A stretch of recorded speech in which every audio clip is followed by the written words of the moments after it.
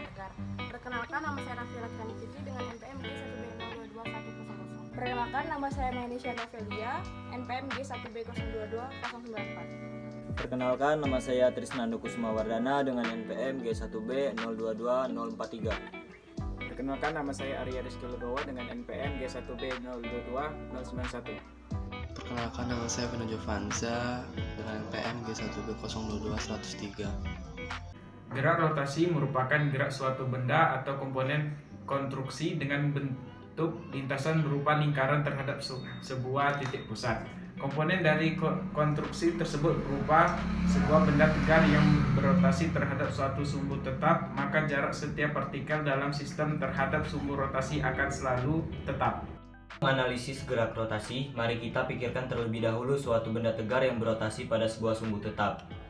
Sumbu tetap diartikan sebagai suatu sumbu yang berada dalam keadaan diam di dalam suatu kerangka acuan inersia dan tidak berubah arah relatif terhadap kerangka tersebut. Dalam gerak rotasi, ketika sebuah benda tegar berotasi pada sumbu tetap, posisinya digambarkan dengan koordinat sudut theta.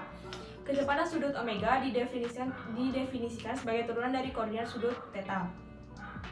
Rumusnya omega sama dengan lim delta t mendekati 0, delta theta per delta t sama dengan delta d theta per dt.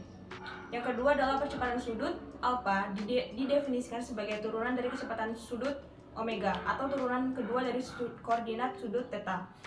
Alpha sama dengan lim delta t mendekati 0, delta omega per delta t sama dengan d omega per dt sama dengan d kuadrat theta per dt kuadrat.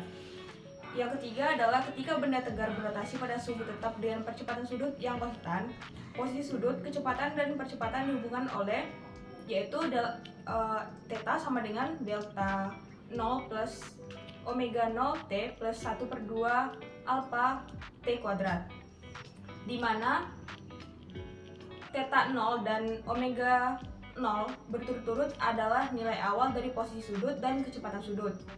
Yang keempat adalah sebuah partikel dalam benda tegar yang berotasi dengan kecepatan sudut omega memiliki laju v diberikan oleh v sama dengan jari-jari dikali dengan omega, dan percepatan vektor a dengan komponen tangensial atan sama dengan dv per dt sama dengan r dikali dw per dt sama dengan r dikali alpha, dan komponen radial atau sentripetal dengan rumus a radian sama dengan v kuadrat per r sama dengan omega kuadrat dikali r.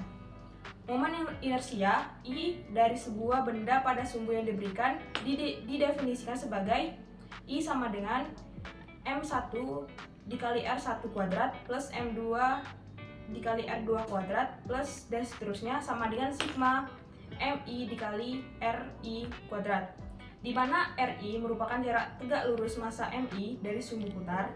Semakin besar momen inersia, semakin sulit mengubah perputaran dari benda.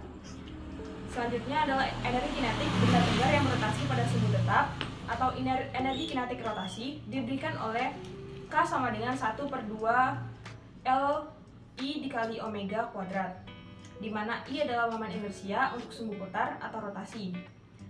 Yang terakhir adalah hubungan antara momen inersia dan benda I PM bermassa M pada sumbu yang melalui pusat massa.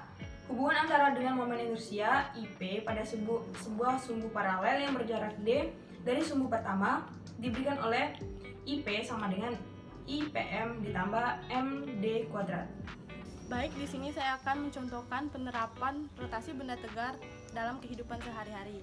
Contohnya pada roda sepeda yang berputar pada porosnya. Seperti hal-hal yang mempengaruhi rotasi benda tegar seperti momentum sudut, kecepatan sudut, torsi, dan inersia.